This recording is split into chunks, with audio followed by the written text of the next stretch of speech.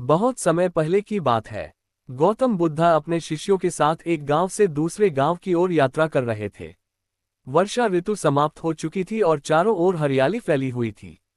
खेतों में फसलें लहरा रही थीं और लोग अपने दैनिक कार्यों में व्यस्त थे। एक दिन बुद्ध एक छोटे से गांव में पहुंचे। उस गांव का नाम सुगंधपुर था। गांव सुंदर था, लेकिन वहां के लोगों के बीच एक बड़ी समस्या थी। लोग एक दूसरे पर भरोसा नहीं करते थे। झूठ बोलना, धोखा देना और छोटी छोटी बातों पर विवाद करना वहां आम बात बन चुकी थी। गांव के बीचों बीच एक धनी व्यापारी रहता था, जिसका नाम धनपाल था। धनपाल के पास बहुत धन संपत्ति थी, लेकिन वह ईमानदार नहीं था। वह व्यापार में लोगों को धोखा देता और झूठ बोलकर अपना लाभ बढ़ाता था। उसी गांव में एक गरीब किसान भी रहता था, जिसका नाम हरिदास था। हरिदास के पास बहुत कम जमीन थी, लेकिन वह सत्य और ईमानदारी का पालन करता था। गांव के कुछ लोग उसका सम्मान करते थे, जबकि कुछ लोग उसे मूर्ख समझते थे। जब लोगों को पता चला कि गौतम बुद्ध गांव में आए हैं, तो वे उनसे मिलने के लिए एकत्र होने लगे। बुद्ध ने सभी को शांति और सत्य का महत्व समझाया। उन्होंने कहा, मनुष्य का सबसे बड़ा आभूषण उसका सत्य है। जो व्यक्ति सत्य के मार्ग पर चलता है, उसे अंततः सफलता और सम्मान अवश्य प्राप्त होता है। सभा में बैठे धनपाल को ये बात अच्छी नहीं लगी।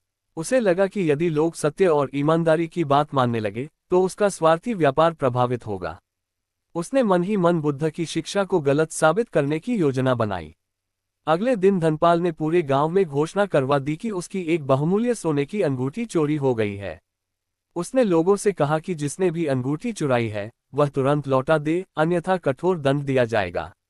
गांव में हड़कंप मच गया।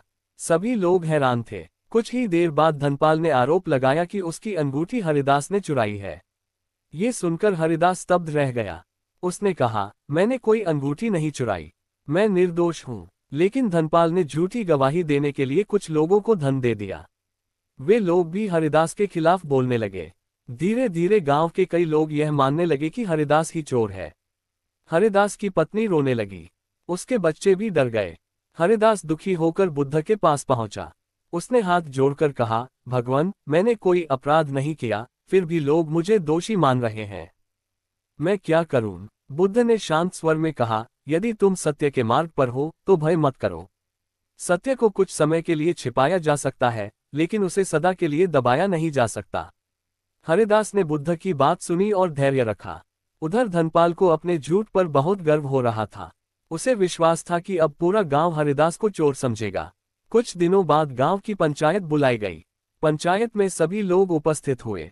धनपाल ने फिर से हरिदास पर चोरी का आरोप लगाया। गांव के मुखिया ने कहा, क्या कोई प्रमाण है कि हरिदास ने अंगूठी चुराई है? धनपाल ने अपने खरीदे हुए गवाहों को आगे कर दिया। गवाहों ने कहा, हमने हरिदास को धनपाल के घर के आसपास देखा था। लोग आपस में बातें करने लगे। स्थिति हरिदास के खिलाफ होती जा रही थी। तभी बुद्ध भी वहां पहुंचे। उन्होंने पंचायत से कहा, निर्णय लेने से पहले सत्य की पूरी जांच करना आवश्यक है। मुखिया ने बुद्ध का सम्मान करते हुए कहा, भगवान, आप जो उचित समझें, बताइए। बुद्ध ने सभी गवाहों को अलग अलग बुलाया और उनसे घटना का विवरण पूछना शुरू किया। पहले गवाह ने कहा कि उसने हरिदास को सुबह देखा था। दूसरे गवाह ने कहा कि उसने उसे दोपहर में देखा था। तीसरे ने कहा कि घटना शाम की है। उनके उत्तरों में बहुत अंतर था। बुद्ध ध्यानपूर्वक सब सुनते रहे। फिर उन्होंने धनपाल से कुछ प्रश्न पूछे। धनपाल बार बार अपने उत्तर बदलने लगा। सभा में बैठे लोगों को संदेह होने लगा कि कहीं मामला वैसा नहीं है जैसा दिखाई दे रहा है। लेकिन अभी तक कोई ठोस प्रमाण नहीं मिला था। हरिदास चुपचाप खड़ा था। उसे बुद्ध के शब्दों पर विश्वास था। उसी समय एक अप्रत्याशित घटना घटी। एक छोटा बालक दौड़ता हुआ पंचायत में आया। वह धनपाल के घर में काम करने वाले नौकर का बेटा था। उसके हाथ में एक कपड़े की पोटली थी। बालक ने कहा, मुझे ये पोटली हमारे घर के पुराने गोदाम में मिली है। सभी लोग आश्चर्य से उसकी ओर देखने लगे। जब पोटली खोली गई, तो उसके अंदर वही सोने की अंगूठी थी जिसके चोरी होने का दावा किया गया था। सभा में सन्नाटा छा गया। लेकिन असली रहस्य अभी सामने आना बाकी था। पंचायत में गहरा सन्नाटा छा गया था। सभी लोगों की निगाहें उस सोने की अंगूठी पर टिकी थीं। कुछ क्षण पहले तक जो लोग हरिदास को चोर समझ रहे थे, अब उनके मन में अनेक प्रश्न उठने लगे थे। गांव के मुखिया ने अंगूठी को ध्यान से देखा और धनपाल से पूछा, क्या ये वही अंगूठी है जिसके चोरी होने की बात तुम कह रहे थे? धनपाल का चेहरा पीला पड़ गया। उसने कांपती आवाज में कहा, हाँ, यह मेरी ही अंगूठी है। लोग आपस में फुसफुसाने लगे। यदि अंगूठी गोदाम में मिली थी, तो फिर हरिदास पर चोरी का आरोप कैसे सही हो सकता था? तभी बुद्ध ने उस बालक को अपने पास बुलाया और प्रेमपूर्वक पूछा, बेटा, तुम्हें ये अंगूठी कहाँ मिली? बालक ने कहा, भगवान, मेरे पिता धनपाल जी के गोदाम की सफाई कर रहे थे। मैं भी उनके साथ था। एक पुराने संदूक के पीछे ये पोटली पड़ी हुई थी। जब मैंने उसे खोला तो इसमें यह अंगूठी मिली। बुद्ध ने शांत भाव से सिर हिलाया। फिर उन्होंने धनपाल की ओर देखा और कहा, अब तुम्हें बताना चाहिए कि यह अंगूठी तुम्हारे ही गोदाम में कैसे पहुंची। धनपाल के माथे पर पसीना आ गया। वह कुछ बोल नहीं पाया। उसके खरीदे हुए गवाह भी घबराने लगे। उन्हें समझ आ गया कि अब सच्चाई अधिक देर तक छिप नहीं सकेगी। बुद्ध ने सभा को संबोधित करते हुए कहा, जब कोई व्यक्ति झूठ बोलता है तो उसे अपने झूठ को छिपाने के लिए और भी झूठ बोलने पड़ते हैं, लेकिन सत्य को किसी सहारे की आवश्यकता नहीं होती। सभा में बैठे लोग ध्यान से उनकी बात सुनने लगे। मुखिया ने कठोर स्वर में कहा, धनपाल, अब सच बताओ। यदि तुमने झूठा आरोप लगाया है तो ये बहुत बड़ा अपराध है। धनपाल ने अपनी नजरें झुका ली। कुछ देर तक वह चुप रहा। उसके मन में भय और पश्चाताप का संघर्ष चल रहा था। आखिरकार वह बोल पड़ा, मैंने ही ये सब किया था। ये सुनते ही पूरा गांव स्तब्ध रह गया। धनपाल ने कांपती आवाज में कहा, मैं बुद्ध की शिक्षा को गलत साबित करना चाहता था। मुझे लगा कि यदि मैं एक ईमानदार व्यक्ति को बदनाम कर दूं, तो लोग सत्य और ईमानदारी पर विश्वास करना छोड़ देंगे। इसलिए मैंने अंगूठी स्वयं छिपा दी और हरिदास पर आरोप लगा दिया। हरिदास की आंखों में आंसू आ गए, लेकिन वह क्रोधित नहीं हुआ। गांव के लोग धनपाल पर बहुत नाराज हुए। कुछ लोग उसे दंड देने की मांग करने लगे, लेकिन बुद्ध शांत बैठे रहे। उन्होंने कहा, क्रोध से समस्या का समाधान नहीं होता। पहले ये समझना आवश्यक है कि गलती क्यों हुई। धनपाल शर्म से सिर झुकाए खड़ा था। उसने कहा, भगवान, मेरे पास धन तो बहुत है, लेकिन मन में शांति नहीं है। मैं हमेशा दूसरों से आगे निकलने और अधिक लाभ कमाने के बारे में सोचता रहता हूँ। इसी लालच ने मुझे अंधा बना दिया। बुद्ध ने उत्तर दिया, लालच मनुष्य को सत्य से दूर ले जाता है। जब मन लालच से भर जाता है, तब सही और गलत का अंतर धुंधला पड़ जाता है। धनपाल ने पहली बार अपनी गलती की गहराई को महसूस किया। उसने हरिदास की ओर देखकर कहा, मुझे क्षमा कर दो। मैंने तुम्हारे साथ बहुत बड़ा अन्याय किया है। सभी लोगों की निगाहें अब हरिदास पर थीं। क्या वह धनपाल को क्षमा करेगा? हरिदास कुछ क्षण सोचता रहा। उसे अपने परिवार की पीड़ा याद आई। उसे वे दिन याद आए जब पूरा गांव उसे चोर समझ रहा था। लेकिन उसे बुद्ध की शिक्षा भी याद थी। उसने शांत स्वर में कहा, यदि तुम्हें अपनी गलती का सच्चा पश्चाताप है तो मैं तुम्हें क्षमा करता हूँ। ये सुनकर कई लोग आश्चर्यचकित रह गए। धनपाल की आंखों से आंसू बहने लगे। उसे पहली बार एहसास हुआ कि सच्ची शक्ति धन में नहीं, बल्कि अच्छे चरित्र में होती है। लेकिन कहानी यहीं समाप्त नहीं हुई। बुद्ध जानते थे कि केवल क्षमा मांग लेना पर्याप्त नहीं है। सच्चा परिवर्तन कर्मों से दिखाई देता है। उन्होंने धनपाल से कहा, यदि तुम वास्तव में अपनी गलती सुधारना चाहते हो तो तुम्हें अपने जीवन का मार्ग बदलना होगा। धनपाल ने विनम्रता से पूछा, भगवान, मैं क्या करूं? बुद्ध मुस्कुराए और बोले, यह निर्णय तुम्हें स्वयं करना होगा। उस रात धनपाल सो नहीं सका। वह बार बार अपने कर्मों के बारे में सोचता रहा। उसे महसूस हुआ कि वर्षों से वह लोगों को धोखा देकर धन तो कमाता रहा, लेकिन उसने सम्मान और विश्वास खो दिया। सुबह होते ही उसने एक बड़ा निर्णय लिया। लेकिन वह निर्णय क्या था? क्या गांव के लोग फिर से उस पर विश्वास करेंगे? और क्या धनपाल वास्तव में बदल पाएगा? अगली सुबह सुगंधपुर गांव में एक नई हलचल थी। लोग अभी भी पिछली पंचायत की घटना के बारे में चर्चा कर रहे थे। हर किसी के मन में एक ही प्रश्न था, क्या धनपाल सचमुच बदल गया है, या ये केवल डर की वजह से किया गया स्वीकार था? सूर्योदय होते ही धनपाल अपने घर से निकला। उसके चेहरे पर पहले जैसा अहंकार नहीं था। वह सीधे गांव के चौक में पहुंचा और वहां खड़े लोगों को इकट्ठा होने के लिए कहा। धीरे धीरे पूरा गांव वहां आ गया। हरिदास भी आया और बुद्ध के कई शिष्य भी वहां उपस्थित थे। धनपाल ने सबके सामने हाथ जोड़ लिए। उसने कहा, मैंने वर्षों तक अपने लाभ के लिए लोगों को धोखा दिया। मैंने झूठ बोला, गलत तौल किया और कई बार जरूरतमंदों का फायदा उठाया। कल मैंने एक निर्दोष व्यक्ति पर झूठा आरोप लगाकर अपने पापों को और बढ़ा दिया। लोग चुपचाप उसकी बात सुनते रहे। धनपाल ने आगे कहा, आज से मैं अपने जीवन की दिशा बदलना चाहता हूं। मैं उन सभी लोगों का धन लौटाऊंगा जिन्हें मैंने धोखा दिया है। ये सुनकर पूरे गांव में आश्चर्य की लहर दौड़ गई। कुछ लोगों को विश्वास नहीं हुआ।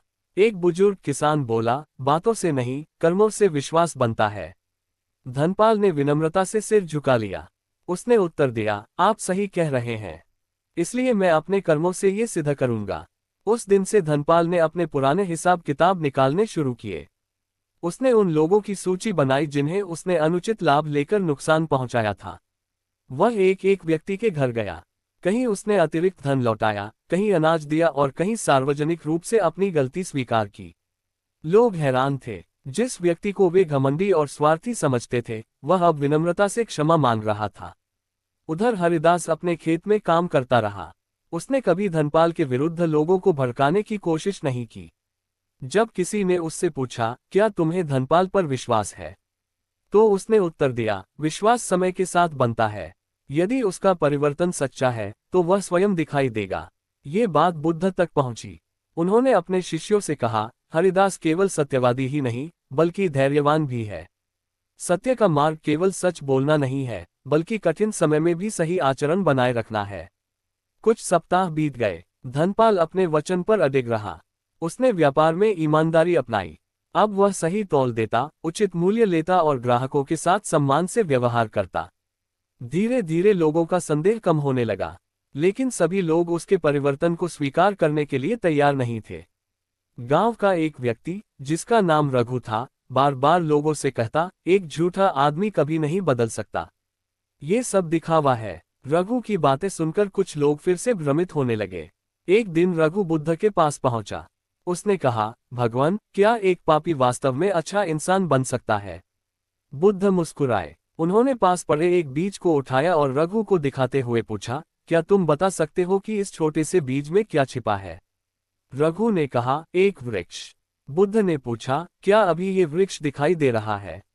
नहीं, रघु ने उत्तर दिया। बुद्ध बोले, फिर भी तुम विश्वास करते हो कि इसमें वृक्ष बनने की क्षमता है। उसी प्रकार हर मनुष्य के भीतर अच्छाई का बीज होता है। यदि उसे सही अवसर, सही मार्गदर्शन और सच्चा पश्चाताप मिले, तो वह बदल सकता है। रघु कुछ देर तक सोचता रहा। बुद्ध ने आगे कहा, किसी व्यक्ति को उसके अतीत से नहीं, बल्कि उसके वर्तमान कर्मों से परखा जाना चाहिए। ये बात पूरे गांव में फैल गई। लोगों ने धनपाल को नए दृष्टिकोण से देखना शुरू किया। एक शाम गांव के चौक में सभा आयोजित की गई। वहां गांव के सभी लोग उपस्थित थे। सभा में मुखिया ने कहा, पिछले कई सप्ताहों में धनपाल ने अपने व्यवहार से ये सिद्ध किया है कि वह सचमुच बदलना चाहता है। लोगों ने सहमति में सिर हिलाया। लेकिन तभी सभा में एक अनजान यात्री पहुंचा। उसके कपड़े धूल से भरे थे और वह बहुत थका हुआ लग रहा था। उसने गांव वालों से कहा, मैं दूर के नगर से आया हूं और मेरे पास धनपाल के बारे में एक महत्वपूर्ण समाचार है। सभा में अचानक सन्नाटा छा गया। धनपाल भी चौंक गया। यात्री की बात सुनकर लोगों के मन में फिर से उत्सुकता जाग उठी। आखिर वह कौन सा समाचार था? क्या धनपाल के अतीत का कोई नया रहस्य सामने आने वाला था? और क्या उसकी परीक्षा अभी समाप्त नहीं हुई थी? गांव के चौक में गहरा सन्नाटा छा गया। सभी लोग उस अनजान यात्री की ओर देखने लगे। धनपाल भी चिंतित होकर खड़ा था। मुखिया ने यात्री से कहा, तुम कौन हो और क्या समाचार लाए हो? यात्री ने हाथ जोड़कर उत्तर दिया, मेरा नाम सोमेश है। मैं दूर के एक नगर से आया हूँ। कई वर्ष पहले मेरा भी धनपाल के साथ व्यापारिक संबंध था। ये सुनते ही लोगों की उत्सुकता और बढ़ गई। सोमेश ने आगे कहा, उस समय धनपाल ने मुझे व्यापार में बड़ा नुकसान पहुंचाया था। उसके कारण मेरा परिवार कठिन परिस्थितियों में आ गया था। जब मैंने सुना कि वह इस गांव में रहता है, तो मैं उससे मिलने चला आया। सभा में बैठे लोग एक दूसरे का चेहरा देखने लगे। कुछ लोगों ने सोचा कि शायद धनपाल का कोई पुराना अपराध सामने आने वाला है। धनपाल ने सिर झुका लिया। उसे अपने पुराने कर्म याद आने लगे। वह जानता था कि अतीत की गलतियां इतनी आसानी से मिट नहीं सकती। सोमेश ने कहा, मैं यहाँ बदला लेने नहीं आया हूँ। मैं केवल ये जानना चाहता हूँ कि क्या धनपाल वास्तव में बदल गया है। बुद्ध शांत भाव से सब सुन रहे थे। उन्होंने कहा, सत्य की पहचान कठिन परिस्थितियों में होती है।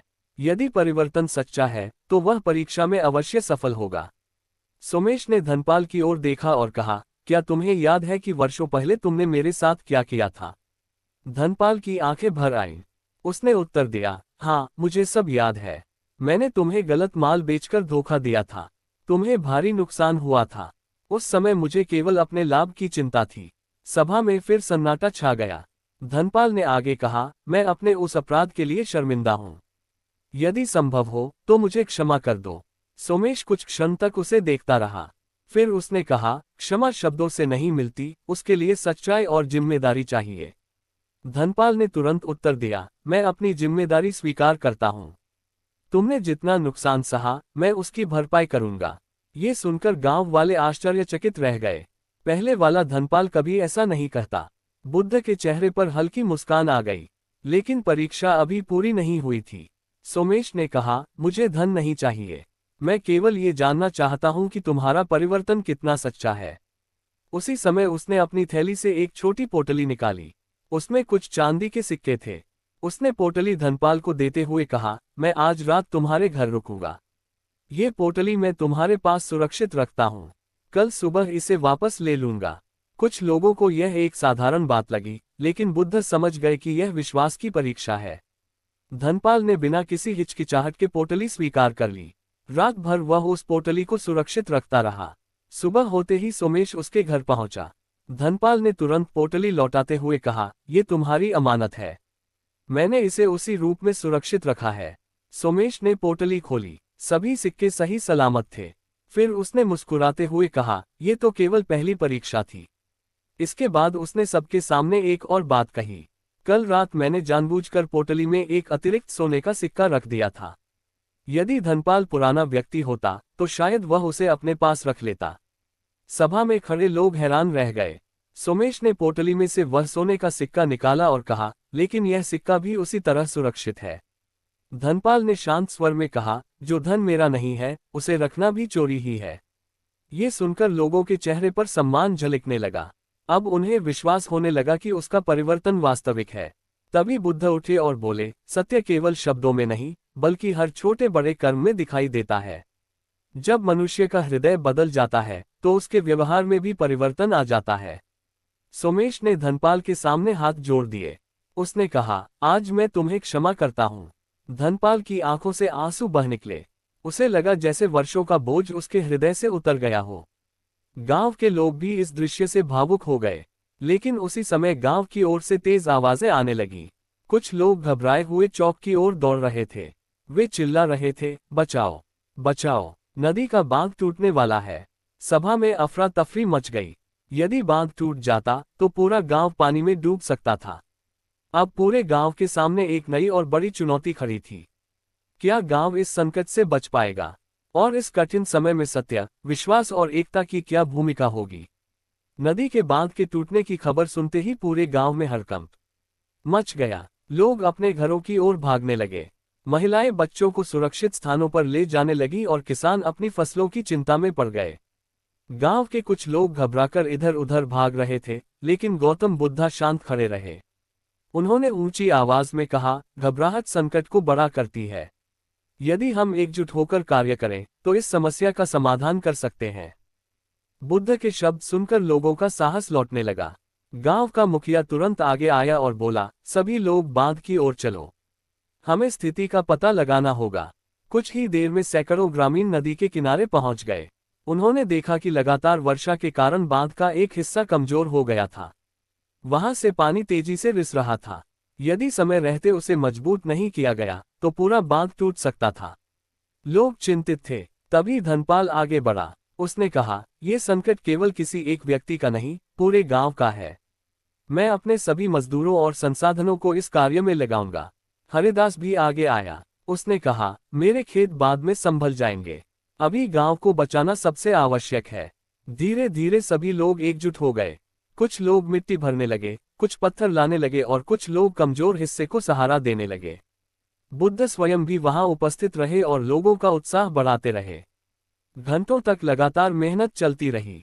सूरज ढलने लगा, लेकिन किसी ने काम बंद नहीं किया। धनपाल सबसे आगे खड़ा था। वह अपने हाथों से मिट्टी के बोरे उठा रहा था। जो लोग कभी उसे स्वार्थी समझते थे, वे आज उसका नया रूप देख रहे थे। रात होने तक गांव वालों ने बांध के कमजोर हिस्से को काफी हद तक मजबूत कर दिया। आखिरकार पानी का दबाव कम होने लगा और खतरा टल गया। पूरा गांव राहत की सांस लेने लगा। लोग खुशी से एक दूसरे को गले लगाने लगे। गांव बच गया था। अगले दिन गांव के चौक में फिर एक सभा आयोजित की गई। मुखिया ने कहा, कल हमने एक बड़ी सीख प्राप्त की है। यदि हम विभाजित रहते तो शायद गांव नहीं बच पाता। सभी लोग सहमति में सिर हिलाने लगे। तब बुद्ध खड़े हुए। उन्होंने कहा, तुम सबने देखा कि संकट के समय धन, शक्ति या पद नहीं, बल्कि सत्य, विश्वास और सहयोग सबसे अधिक महत्वपूर्ण होते हैं। फिर उन्होंने धनपाल की ओर इशारा करते हुए कहा, जिस व्यक्ति ने कभी झूठ का मार्ग चुना था, उसने सत्य को अपनाकर अपना जीवन बदल लिया। धनपाल की आंखें नम हो गईं। बुद्ध ने आगे कहा, सत्य की सबसे बड़ी शक्ति यह है कि वह मनुष्य के भीतर परिवर्तन ला सकता है। झूठ कुछ समय के लिए लाभ दे सकता है, लेकिन अंत में वह भय और दुख ही देता है। सत्य कभी कभी कठिन लगता है, पर अंततः वही सम्मान, विश्वास और शांति प्रदान करता है। सभा में गहरा मौन छा गया। हर व्यक्ति बुद्ध के शब्दों पर विचार कर रहा था। तभी हरिदास आगे आया और बोला, भगवान, आज मैंने समझा कि सत्य की जीत केवल दूसरों पर नहीं होती, बल्कि सबसे पहले अपने भीतर होती है। बुद्ध मुस्कुराए। उन्होंने कहा, जिस दिन मनुष्य अपने भीतर के लोभ, क्रोध और अहंकार पर विजय पा लेता है, उसी दिन सत्य की वास्तविक जीत होती है। गांव वालों ने इस शिक्षा को अपने जीवन में अपनाने का संकल्प लिया। धनपाल ने आगे चलकर ईमानदार व्यापार किया और जरूरतमंदों की सहायता करने लगा। हरिदास पहले की तरह सत्य और परिश्रम के मार्ग पर चलता रहा। रघु ने भी लोगों को उनके अतीत से नहीं, बल्कि उनके वर्तमान कर्मों से परखना सीख लिया। समय बीतता गया, लेकिन सुगंधपुर के लोग उस घटना को कभी नहीं भूले। वे अपने बच्चों को ये कहानी सुनाते और बताते कि झूठ कुछ समय के लिए सत्य को छिपा सकता है, लेकिन उसे हरा नहीं सकता। अंत में सत्य ही विजयी होता है। इसी संदेश के साथ गौतम बुद्ध अपने शिष्यों के साथ अगले गांव की ओर प्रस्थान कर गए और पीछे छोड़ गए एक ऐसा गांव जहां अब विश्वास, ईमानदारी और एकता का प्रकाश फैल चुका था। सत्य का मार्ग कठिन हो सकता है, लेकिन अंत में वही विजय दिलाता है। झूठ और लालच मनुष्य को पतन की ओर ले जाते हैं। सच्चा पश्चाताप व्यक्ति को बदल सकता है। क्षमा और सहयोग समाज को मजबूत बनाते हैं। संकट के समय एकता सबसे बड़ी शक्ति होती है।